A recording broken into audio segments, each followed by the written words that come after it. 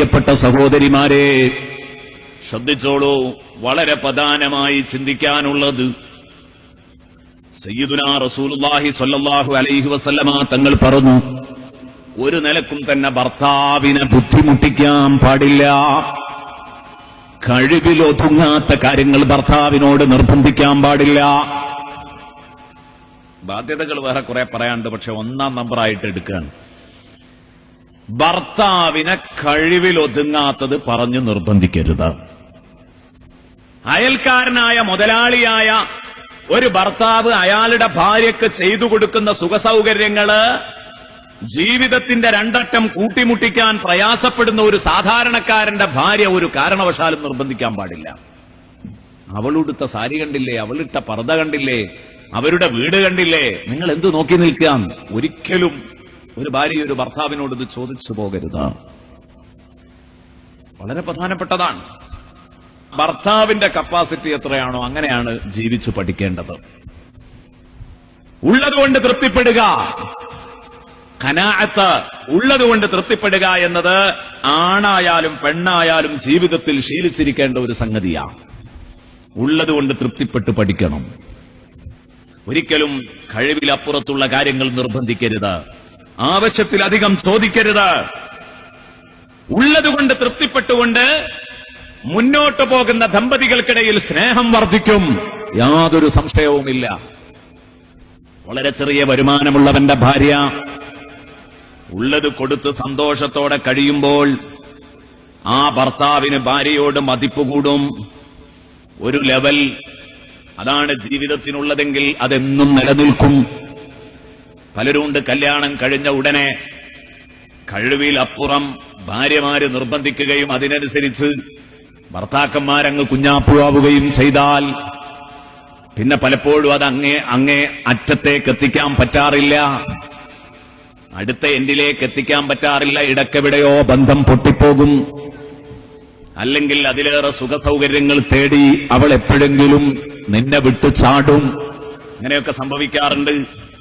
ആദ്യം മുതലേ ജീവിതത്തിൽ പഠിപ്പിക്കണം. ഒരേ ലെവലിലുള്ള ജീവിതം, എന്നും ഒത്തുപോകുന്ന ഒരു ജീവിതം. എന്നാൽ ഇല്ലാത്തപ്പോൾ കഷ്ടപ്പെട്ടു ജീവിച്ച ഭാര്യ, ആ ഭാര്യ നീ സാമ്പത്തികമായി മെച്ചപ്പെട്ടതിന്റെ ശേഷവും അതേ ജീവിതത്തിൽ തന്നെ അവളെ ദുരിതം അനുഭവിപ്പിക്കരുത്.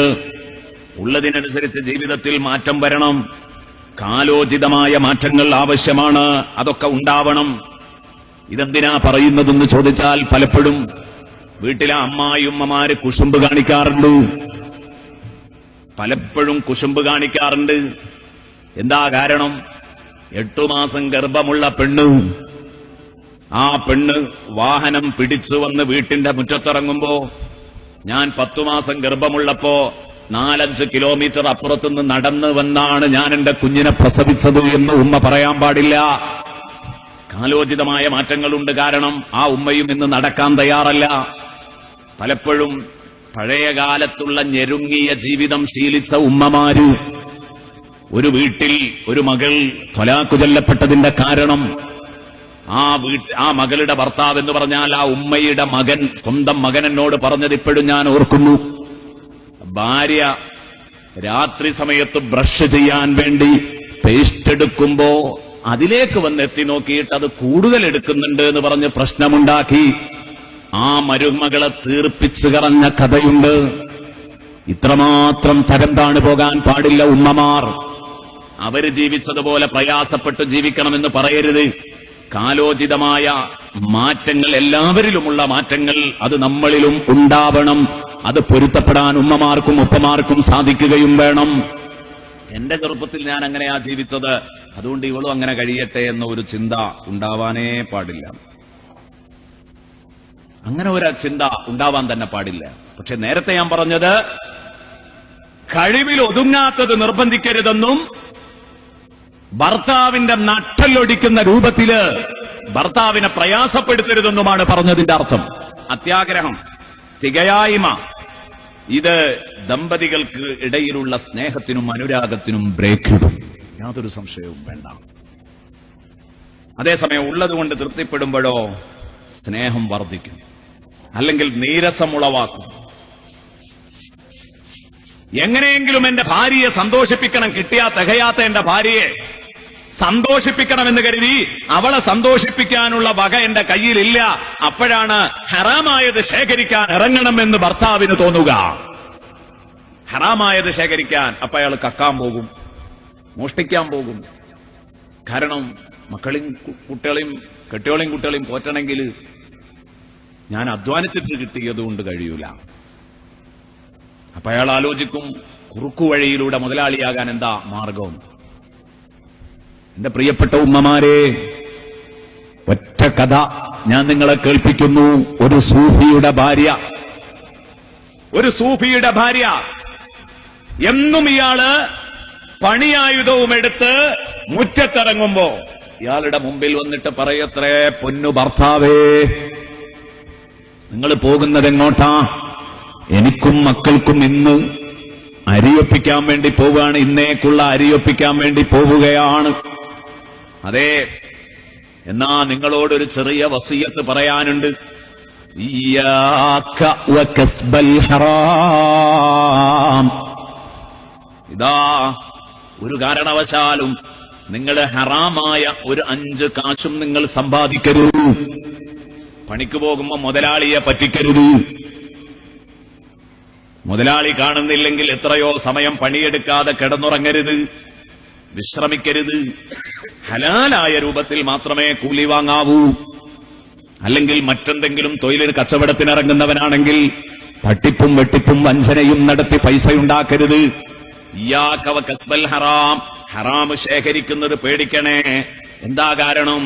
ഹലാലായത് കിട്ടിയില്ലേ, കയ്യും വീശി ഇങ്ങ് വന്നോളൂ, കാലി കയ്യുമായി ഇങ്ങ് വന്നോളൂ, ഞങ്ങൾ നിങ്ങളെ ശല്യം ചെയ്യൂല. ഒരു പെൺകുട്ടി, ഇവളൊരു പെൺകുട്ടിയാണ്. എന്താ പറയുന്നത്? ഫഇന്നാ നസ്ബിറു അലൽ ളിഖി വൽ ജൂദ് വലാകിന്നാ ലാ നസ്ബിറു അലൻ നാർ. എന്തേ? സുഭിക്ഷമായി കഴിക്കാൻ ആഹാരമുണ്ടാകാതെ വന്നേക്കാം. ഹലാല് കിട്ടിയില്ലെങ്കിൽ വേണ്ടതുപോലെ ഉടുത്തൊരുങ്ങാൻ വസ്ത്രമില്ല, അത്യാവശ്യത്തിനുള്ള വസ്ത്രേ ഉണ്ടാവൂ, പുതിയത് ഇങ്ങനെ മാറ്റിയിറങ്ങാൻ ഉണ്ടാവൂല. മഴ പെയ്യുമ്പോൾ ചോർന്നൊലിക്കാത്ത ചെറിയൊരു വീട്ടിലിരിക്കാം, അമ്പരച്ചുംബികളായ പറക്കാൻ നിൽക്കുന്ന കൊട്ടാരങ്ങൾ ഉണ്ടാവൂല എന്നുള്ളൂ. ഒരു വിഷമവുമില്ല ഭർത്താവേ. ഭർത്താവിനോട് പറയാൻ, അങ്ങനെയൊക്കെ വന്നെങ്കിൽ ഫഇന്നാ നസ്ബിറു അലൽ ളിഖി വൽ ജൂദ്. ഞങ്ങൾക്ക് മണിമാളികകൾ വേണ്ട, വലിയ മേത്തരം ഡ്രസ്സുകൾ വേണ്ട, സൗകര്യങ്ങൾ വേണ്ട, ഞെരുക്കം ഞങ്ങൾക്ക് സഹിക്കാൻ കഴിയും. ഫഇന്നാ നസ്ബിറു അലൽ ളിഖി വൽ ജൂദ്. പട്ടിണിയും ഞെരുക്കവും കുടുസും എനിക്ക് ക്ഷമിക്കാൻ പറ്റൂ, എനിക്കും എന്റെ മക്കൾക്കും. എന്നാൽ വലാകിന്നാ ലാ നസ്ബിറു അലൻ നാർ. നിങ്ങൾ ഹറാമായത് വെട്ടിപ്പിടിച്ചു കൊണ്ടുവന്ന് എന്റെയും മക്കളുടെയും വയറ്റിലാക്കിയാൽ അതുവഴി ഞങ്ങൾ നരകത്തിൽ പോകും. ഇല്ല, നരകം സഹിക്കാൻ ഞങ്ങളെ കൊണ്ടാവില്ല. വഖൈറു മതാഇഹാ അൽ മർഅത്തു സ്വാലിഹ. ഈ മനുഷ്യൻ എത്ര വലിയ ഭാഗ്യവാനാണ്. ഒരു സൂഫിയുടെ ഭാര്യയുടെ കഥയിൽ നമുക്ക് കിതാബിൽ ഇങ്ങനെ ഒരു സംഭവം വായിക്കാൻ പറ്റും. എത്ര നല്ല ഭാഗ്യമാണ്. എന്നാൽ ഇന്നെന്റെ പ്രിയപ്പെട്ട സഹോദരിമാരോട് ഞാൻ ചോദിക്കട്ടെ, ഭർത്താവ് വേണ്ടത്ര ഭൗതിക ചുറ്റുപാടുകളെക്കുറിച്ച് വേണ്ടത്ര ബോധമില്ലാത്ത ഒരാളാണെങ്കിൽ ആ ഭർത്താവിന് ഇന്ന് റൂട്ട് തിരിച്ചു കൊടുക്കുന്നത് ലോൺ എടുക്കാനും അവിഹിത ബന്ധങ്ങളിലൂടെ ശേഖരിക്കാനും എന്തെങ്കിലും അവിഹിത മാർഗത്തിലൂടെ ശേഖരിക്കാനും ധനം സമ്പാദിക്കാനും കുറുക്കുവഴിക്ക് മുതലാളിയാവാനും എല്ലാമുള്ള കാര്യങ്ങൾ ചൊല്ലിക്കൊടുക്കുന്നത് പെണ്ണാണ്. ഈ ഒരവസ്ഥയിലേക്ക് എത്തിപ്പോകരുത്. ഉള്ളതുകൊണ്ട് സഹിച്ചും പൊരുത്തപ്പെട്ടും ജീവിക്കാൻ പെണ്ണ് പഠിക്കണം. ഇത് തന്നെയാണ് ഒരു പുരുഷനോട് ഒരു പെണ്ണ് ഒരു പുരുഷനോടൊപ്പം കാണിക്കുന്ന ഏറ്റവും നല്ല മര്യാദ. ഒരു നല്ല പെണ്ണാകുന്നതിന്റെ ഒന്നാമത്തെ ലക്ഷണം ഇത് തന്നെയാണ്. നോക്ക് നിങ്ങൾ, ആ മഹദിയുടെ വാക്ക് എത്ര നല്ല വാക്കാണ്. ഭർത്താവിനെ ശല്യം ചെയ്താൽ അത് വലിയ വിഷമം സൃഷ്ടിക്കും. എപ്പോഴും ഭർത്താവിനെ കുറഞ്ഞൊരു പ്രയാസം, ക്ഷീണം ഉണ്ടെങ്കിൽ ആ ക്ഷീണത്തിൽ ഒരിക്കലും പ്രിയപ്പെട്ട സഹോദരി നീ അക്ഷമയാകരുത്. ക്ഷമ വേണം. അക്ഷമ കാണിക്കരുത്, സ്വഭാവദൂഷ്യം കാണിക്കരുത്. അള്ളാഹുവിന്റെ ഖളാ ആണതിൽ ക്ഷമിക്കണം. ക്ഷമിച്ചേ പറ്റൂ. ഭർത്താവിനെയും കൂടെ ക്ഷമിപ്പിക്കണം. സന്തോഷത്തിലും സന്താപത്തിലും സന്തോഷത്തിലും അതുപോലെ തന്നെ ക്ഷേമാവസ്ഥയിലും ഭർത്താവിനോട് കാണിക്കുന്ന അതേ സന്തോഷവും അവസ്ഥയും അത് തന്നെയാണ്, അതേ പെരുമാറ്റം തന്നെയാണ് ക്ഷാമത്തിലും പ്രയാസത്തിലും തന്റെ പ്രിയപ്പെട്ട സഹോദരി നിന്റെ ഭർത്താവിനോട് നീ കാണിക്കേണ്ടത്. എത്രയോ സഹോദരിമാർ ഇതിനെതിരാണ്, എത്രയോ സഹോദരിമാരെതിരാണ്. ഗൾഫുകാരനായ ഒരു സഹോദരൻ ഒരിക്കൽ എന്നോട് പറഞ്ഞത് ഞാൻ ഇപ്പോഴും ഓർക്കുന്നു. ഉസ്താദേ, ഒരു 55-56 വയസ്സുവരെ ഞാൻ ഗൾഫിൽ നിന്നു. 18 വയസ്സ് പ്രായമുള്ളന്ന് കയറിയതാ. കുറച്ചു കഴിഞ്ഞ് കല്യാണവും കഴിച്ചു. പിന്നെ 50-56 വയസ്സുവരെ ഞാൻ ഗൾഫിൽ നിന്നു. ഞാനൊരു കറവ പശുവായിട്ട് ജീവിച്ചു. ഉള്ള അന്ന് കുടുംബങ്ങൾക്കെല്ലാവർക്കും താല്പര്യം. ഭാര്യന്റെ കുടുംബക്കാർക്കും എന്റെ കുടുംബക്കാർക്കും ഒക്കെ സന്തോഷം. എന്തിനധികം ആ സന്തോഷം ഞാൻ 56 വയസ്സ് പ്രായമായപ്പോ എക്സിറ്റ് അടിച്ച് നാട്ടിൽ വന്നപ്പം പിന്നീട് എനിക്ക് കിട്ടുന്നില്ല. പിന്നെ എനിക്ക് കിട്ടുന്നില്ല. കുടുംബങ്ങൾ എന്നെ ഉപേക്ഷിച്ചു. എന്റെ കുടുംബം ആദ്യം ഉപേക്ഷിച്ചു. ഭാര്യയുടെ കുടുംബങ്ങൾ പതുക്കെ പതുക്കെ അകന്നു. എന്തിനധികം ഉസ്താദേ, ഇന്നെന്നെ എന്റെ കെട്ടോൾക്കും വേണ്ടാത്ത അവസ്ഥയാണ്. അതാണ് ചോരയുണ്ടാകുമ്പോഴേ അത് ഊറ്റിക്കുടിക്കാൻ ചോരയട്ടകൾ ഉണ്ടാകൂ എന്നതൊരു സത്യമാണ്. ചോര തീർന്നാൽ പിന്നെ വേണ്ട. ഈ ഒരവസ്ഥ ഉണ്ടാകരുത്. സഹോദരിമാരെ, ഭർത്താവിന് കുറച്ച് ക്ഷീണം വരുന്നു, പ്രയാസം വരുന്നു, സന്തോഷവും സന്താപവും ഇതൊക്കെ ജീവിതത്തിൽ മാറി മാറി വരുന്ന സംഗതികളാണ്. എന്നും ഒരുപോലെ നിൽക്കൂല മനുഷ്യൻ. ദണ്ടുണ്ടാവും. ഒന്നും ഇല്ലാത്തവർക്ക് കാശ് ഉണ്ടാവും ചെയ്യും. എല്ലാ സൗകര്യങ്ങളുടെയും മുകളിൽ പറന്ന് നടന്നു ജീവിച്ചവർക്ക് എല്ലാ സൗകര്യവും നഷ്ടപ്പെട്ട് കുത്തുപാളയെടുക്കേണ്ട ഗതികേടും വരും. രണ്ട് ഘട്ടത്തിലും സന്തോഷപൂർവവും ക്ഷമയോടുകൂടെയും ജീവിക്കാൻ നമ്മൾ പഠിക്കണം. ഒരിക്കലും ഭർത്താവ് ക്ഷീണിക്കുമ്പോ ഭർത്താവിനെ കൂടുതൽ പ്രയാസപ്പെടുത്തുന്ന, ബുദ്ധിമുട്ടിക്കുന്ന ഒരവസ്ഥ ഉണ്ടാക്കാൻ പാടില്ല.